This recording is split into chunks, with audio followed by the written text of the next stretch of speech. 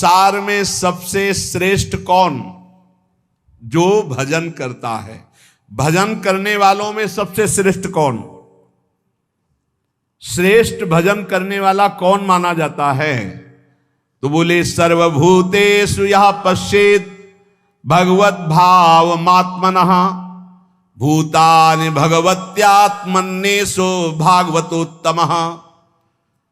जो अपने अंदर और सबके अंदर अपने इष्ट देव को देखता है, कहीं न्यूनाधिक नहीं, कहीं छोटा बड़ा बुरा भला नहीं देखता, अपने अंदर और सबके अंदर अपने ही आराध्य देव को देखता है। चाहे प्राणी हो चाहे पदार्थ हो, सब में मेरा प्रभु विराजमान है। जो भगवत स्वरूप में स्थित रहता है, जिसकी ये सिद्ध दृष्टि है कि यहां भी प्रभु है, यहां भी प्रभु है, यहां भी प्रभु, कोई कण नहीं जो प्रभु ना बने हो, वो सबसे बड़ा भजनानंदी माना जाता है। श्रेष्ठ महान भागवत कौन? भगवत्यात्मन्येषु भागवतोत्तमः। उत्तम महाभागवत वो जो अपनी आत्मस्वरूप प्रभु और सर्वत्र प्रभु विराजमान है, ऐसा अनुभव करते हुए भजन कर रहा है। सब में मेरे प्रभु विराजमान, यहां भी बाहर भी सब जगह प्रभु विराजमान। गृहीत्वापीन्द्रियैरर्थान् यो न द्वेष्टि न हृष्यति विष्णुर्मायामिदं पश्यन् स वै भागवतोत्तमः। वो सबसे बड़ा महाभागवत है जो इंद्रियों के विषय आए, अनुकूल विषय में हर्षित नहीं, प्रतिकूल विषय में शोकित नहीं। इच्छा के प्रतिकूल आया समय परिस्थिति विषय व्यक्ति तो द्वेष नहीं, अनुकूल आया तो हर्षित नहीं। ये सब भगवान की माया है, ऐसी दृष्टि बनी रहती है। अनुकूलता में हर्षित नहीं, प्रतिकूलता में शोकित नहीं, चाहे व्यक्ति वस्तु स्थान परिस्थिति। अनुकूल व्यक्ति आया कोई हर्ष नहीं, प्रतिकूल आया गाली दे रहा अपमान कर रहा कोई शोक नहीं। ये भगवान की माया है, लेकिन भगवान तो सब में समरूप से विराजमान है। उसकी ये सिद्ध दृष्टि बनी रहती है कि हमारे भगवान की माया है, इसलिए निंदा में, स्तुति में, मान में, अपमान में, अनुकूलता में, प्रतिकूलता में जो सदैव एक रस रहकर भजन करता रहता है, वही उत्तम महाभागवत है। देहेन्द्रिय प्राण मनोधियाम यो जन्माप्यक्षुद्भय तर्ष कृच्छैः संसार धर्मैः रविमुह्यमानः स्मृत्या हरेर्भागवत प्रधानः। वो भगवत भक्तों में सर्वश्रेष्ठ भागवत धर्म है जो जन्म मृत्यु भूख प्यास श्रम कष्ट भय तृष्णा इनको जीत चुका है। महाभागवत कौन है? अब जन्म का कोई भय नहीं रहा। क्यों? यदि मेरा जन्म होगा तो मेरी प्रिया जो मेरे साथ होंगी। अब मेरा जन्म कर्म बंधन से नहीं होगा, अब प्रियाजू के साथ होगा। यत्र यत्र मम जन्म कर्म भिन्न नारके परमे पदे अथवा राधिका रत निकुंज मंडली तत्र तत्र हृदय में विराधिता। भजन कभी नष्ट नहीं होता। अगर चूक हो गई किसी को भगवत प्राप्ति नहीं, तो अगला जन्म जो होगा महाभागवत के रूप में, वो ब्याज सहित भजन। जैसे हिरण में फंस गए तो अगला जन्म हिरण का, पर हिरण के ही रूप में ऐसा भजन हुआ। अगला जन्म ब्रह्मबोध संपन्न महापुरुष के रूप में। उन्हें कहीं वेदांत पढ़ना नहीं पड़ा, जन्म से ही ब्रह्मबोध। भजन ऐसा प्रभावशाली। जन्म का भी भय खत्म, पता नहीं मेरा जन्म हो कि ना हो। वैसे तो पक्का पता चल जाता है अपने को कि अब खत्म हो गया, अब नहीं होगा।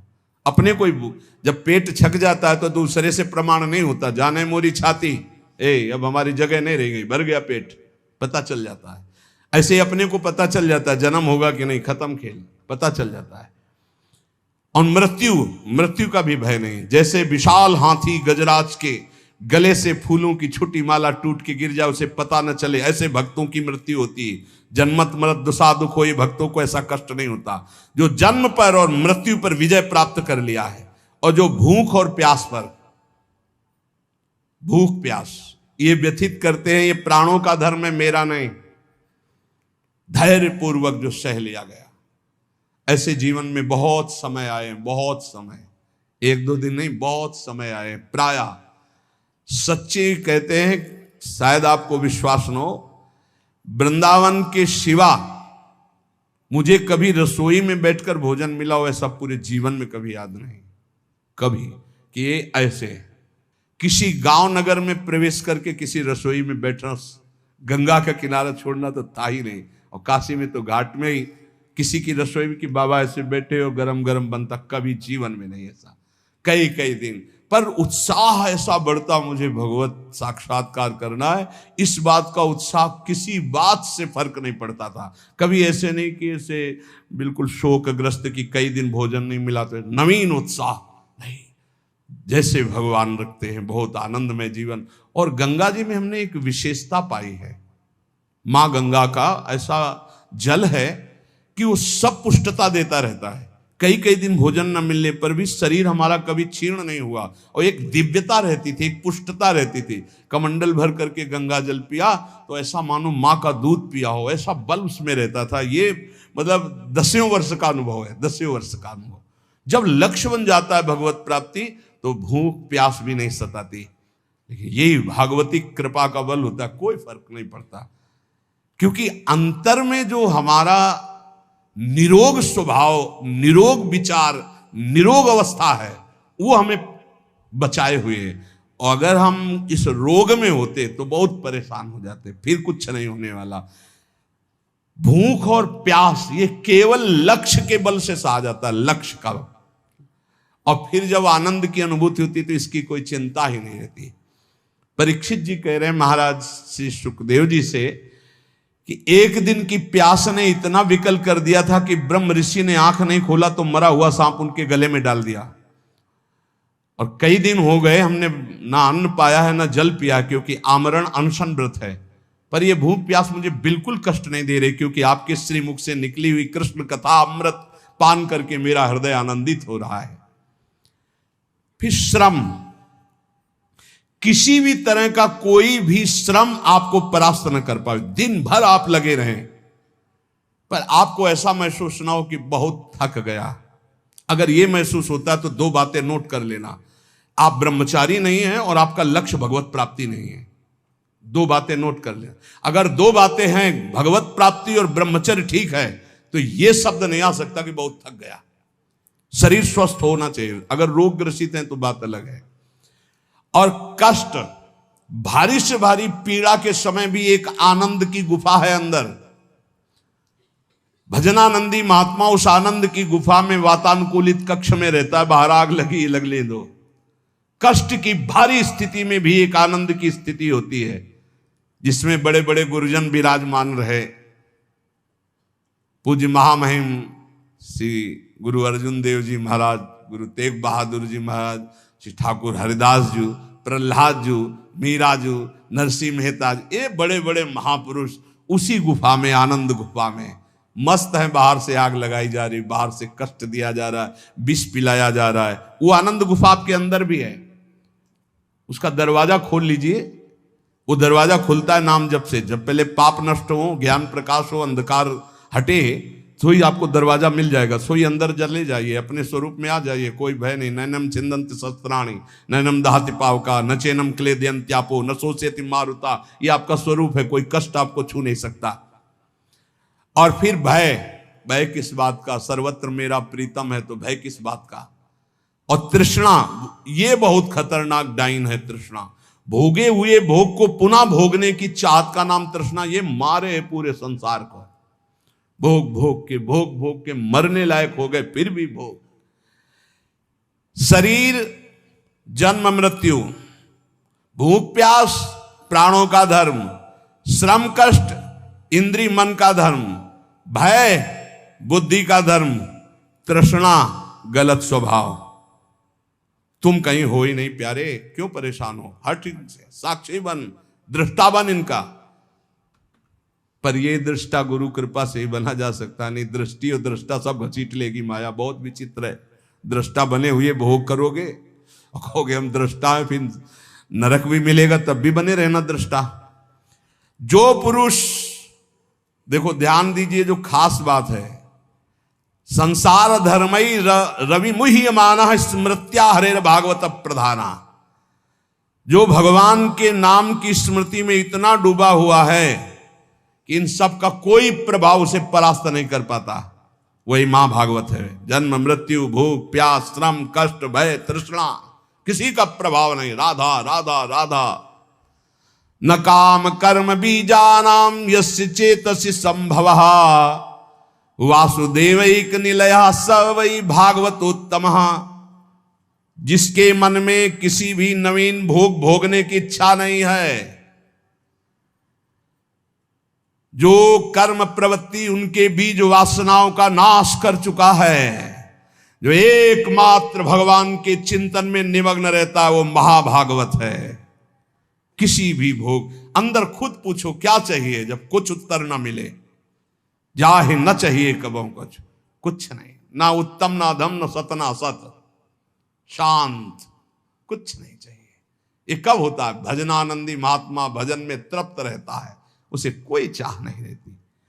जो एकमात्र भगवान में निवास करता है, भगवदानंद में कोई नवीन भोग भोगने की इच्छा नहीं, कोई कर्म प्रवृत्ति का बीज ही नहीं, क्योंकि अब कुछ चाहिए ही नहीं। सब कर्म होते हैं कामना से, कामना से कर्म, कर्म से बंधन, फिर कामना, यही चक्र चलता रहता है। जो निरंतर भजन में इतना डूबा हुआ है कि कोई वासना नहीं, कोई इच्छा नहीं, कोई कर्म प्रवृत्ति की चाह नहीं, वो भगवत प्राप्त महाभागवत है। नयस्य जन्म कर्माभ्याम न वर्णाश्रम जाति भी सज्जतेस्मिन् अहं भावो देहे वै सहरे प्रिया। जो इस शरीर अभिमान से मुक्त हो चुका है, अपनी जाति कुल धर्म आदि का कोई अभिमान नहीं, सत्कुल में जन्म लेना, तपस्या कर्म वर्ण आश्रम इन सब के अहंकार से जो रहित है, निश्चय वो भगवत प्राप्त महात्मा भगवान का महाभागवत है। न यश स्वपरइति वित्तेष्वात्मनि वाभिदा सर्वभूत समः शान्तः स वै भागवतोत्तमा। जिसको धन संपत्ति का कोई राग नहीं रह गया, शरीर में अहंकार नहीं रह गया, परिवार में अपना पराया नहीं रह गया, सब पूरा विश्व हमारा परिवार, शरीर में अहंकार नहीं, और 1 रुपया अपने पास नहीं, अपने नाम नहीं, अपना नहीं। जो सर्वत्र समस्वरूप परमात्मा को देखता है, किसी भी घटना से किसी भी उससे विक्षिप्त नहीं होता। अच्छा हुआ, जो हुआ अच्छा हुआ, भगवान की बड़ी कृपा, इसमें भी कोई मंगल होगा, और शांत रहता है हर परिस्थिति में, वो भगवान का उत्तम महाभागवत है, उत्तम भक्त है। त्रिभुवन विभव हे तवेप्यकुंठ स्मृति रजितात्म सुरादिभिर्विमिग्रयात् न चलति भगवत पदारविंदाल्लव निमिषार्धमपि यः स वैष्णवाग्यः। ये विश्राम की तरफ सत्संग है, ये श्लोक को ध्यान से सुन लो। बड़े बड़े देवता और ऋषि मुनि अपने अपने अंतःकरण को भगवतमय बनाते हुए जिन्हें ढूंढते रहते हैं, ऐसे भगवान का आधे पल के लिए भी जो चिंतन नहीं छोड़ता, त्रिभुवन की राज्य लक्ष्मी देने पर भी 100 रुपया 500 रुपया लाख 2 लाख करोड़ की बात नहीं हो रही, त्रिभुवन का पूरा वैभव दिया जाए और कहा जाए आधे पल के लिए प्रभु को भूल जाओ, वो नहीं भूलेगा। बोले ऐसे को महाभागवत कहते हैं। हमारी साधना की पूर्णता कहा है कि बड़े से बड़े प्रलोभनों में भी हमारा मन न जाए, भगवान के चिंतन में लगा रहे, वही महाभागवत है। जो आधे पल के लिए भी त्रिभुवन की राज्य लक्ष्मी देने पर भी भगवान का विस्मरण ना करे। इसलिए अपने जीवन को विसृजति हृदयम नयस्य साक्षात धरीर वशाभितोप्यगहुघनासाः प्रणय रसनया धृतांगी पद्महा सा भवति भागवत प्रधान उक्तः। जो भगवान का नाम उच्चारण करता है तो सारे पाप भस्म हो जाते हैं। अगर ऐसे कुछ राधा, अपने लोग जो जय जय श्री राधे बोलते, दूर तक जब नाम ध्वनि जहां भी जाएगी, वैसे आप जहां गांव घर में भी निवास करते हो 3 बार तो जोर से चिल्ला के बोला ही करो जय जय श्री राधे। भले वो कहेंगे बड़ा भगत है, बड़ा ढोंगी है, लेकिन उनके भी कान में राधा नाम पड़ेगा तो उनका कल्याण होगा, तो उसका तुमको और पुण्य मिलेगा। भक्त जानते हो क्यों धनी हो जाते हैं? क्योंकि जब सबसे नाम कीर्तन करवाते तो सबका मंगल होता है, तो उस मंगल का उनको भी मंगल प्राप्त होता है। ये भी ध्यान रखो। ओ लौकिक उदाहरण में जैसे बीमा कंपनी में है ना, तो बीमा करवाओ, तो जो बीमा करवाने आते हैं वो फ्री नहीं होते, वो हाथ जोड़ते हैं, करवाते हैं, तो उनको भी उनको परसेंट मिलता है।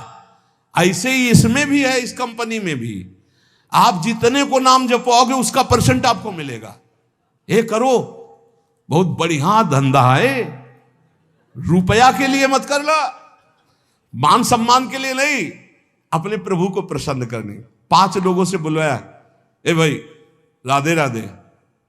पागल है क्या? नहीं बोलो राधे राधे, नहीं बोलेंगे तो 4 बार सुना तो दिया, हमारा प्रॉफिट हो गया।